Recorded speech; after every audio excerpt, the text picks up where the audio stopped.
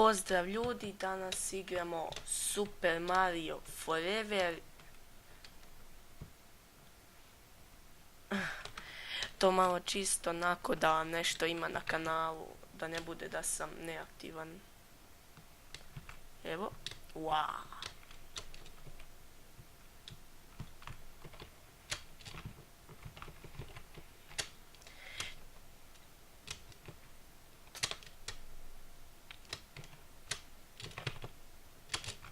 Ne, za malo pade. Wow. Pa dalo bi se ovo igrat, nije to...